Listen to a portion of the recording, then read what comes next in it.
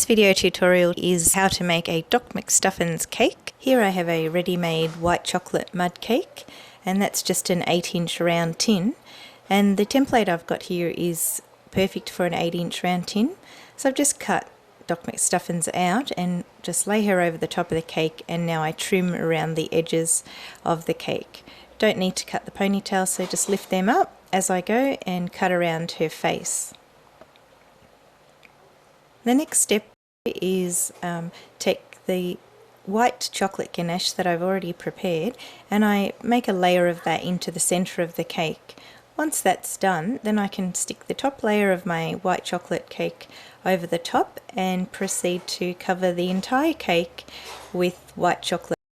It's important to make sure you get chocolate ganache into the sides of the cake. Push it down relatively firmly and smoothen it off as best you can. After this, we're going to pop it in the fridge for about 10 minutes.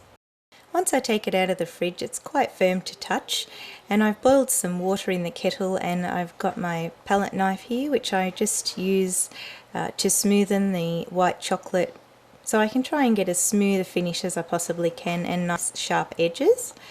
What I do is dip it into the hot water and make sure you clean off any excess water with some paper towel, and keep going till you've got a lovely smooth side on all the edges. Now I'm getting ready to roll out my fondant, and I've got the stencil on top of the cake, and what I'm going to do is get some dark brown for her hair and some lighter brown for her skin. Before I remove the stencil, what I want to do is just make some markings where her nose is, and before I laid the stencil on the cake, I cut out around her hair so that I can use that as my template separately for when I roll out the brown fondant. So now I removed the stencil, and what I did earlier was made a little nose shape out of some fondant, just so that we can have a 3D aspect to the cake. So I just placed the nose where the markings are that I had before, and then move on to the fondant for the face. So basically now all I want to do is roll out this fondant to about 2 or 3 millimeter thickness as I go, using a needle or a fine pin to prick any of the air bubbles out.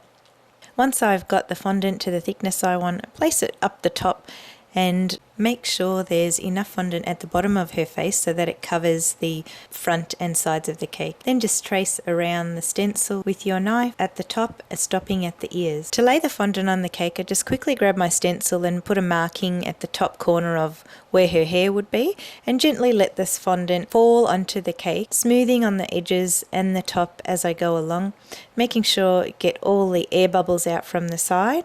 Using the palm of your hand is the best to go around the side, and then cut off the excess fondant as close as you can to the base of the face and neaten up all the edges. Using my wooden tool, I make some markings in where the nostrils would be.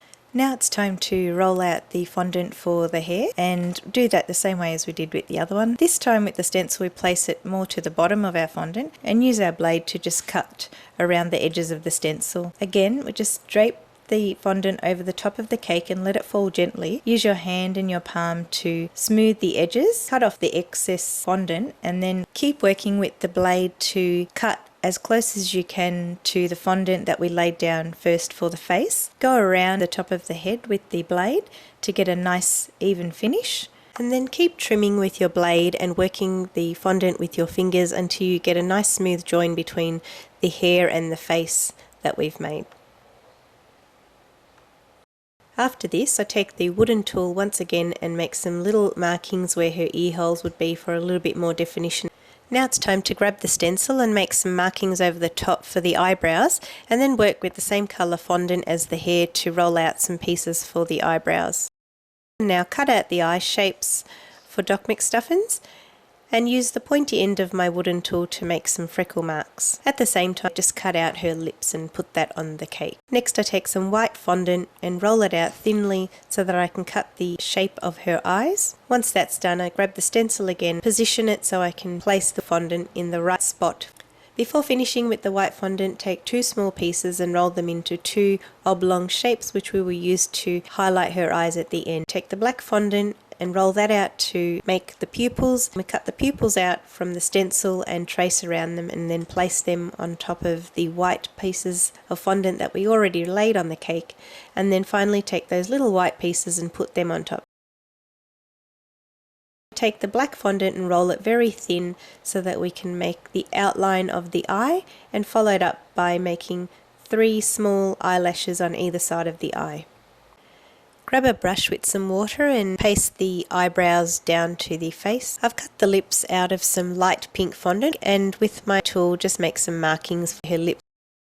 Then I move on to making a headband. Doc McStuffins has a lilac coloured headband, so roll that out relatively thickly and position it on the cake to make sure I've got the right length, and stick that on with some water on the end of a brush.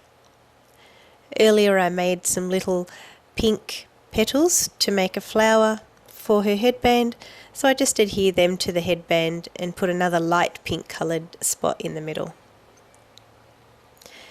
Earlier I rolled 2 long pieces of brown fondant and just twisted them together, so now it's time to take a piece of wire and threadle it through each of her pigtails. To highlight the pigtails, I also took a little bit of the dark pink fondant which I made the flower with, and made 2 hair ties which I wrapped around the pigtails. Here I'm using just an icing pen just from the supermarket, just to add some detail to her lips.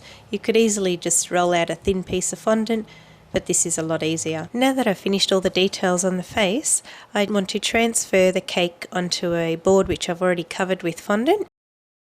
And what I'd like to do is add a band-aid to the bottom of her face, just so we can add a bit more features to this cake. Basically I take some cream coloured fondant, roll it out, cut out the shape of a band-aid. Then I take a round cutter and cut the holes that I would for a band-aid. Once I'm happy with the shape and all of the holes, I position it onto the board. I've got some dark pink and blue fondant which I'm going to use to cut out the letters to make Doc McStuffins. I haven't used a cutter for this, I've just done it freehand because I think it looks a little bit more animated. But if you have large letter cutters, you can certainly use those instead of doing it by hand.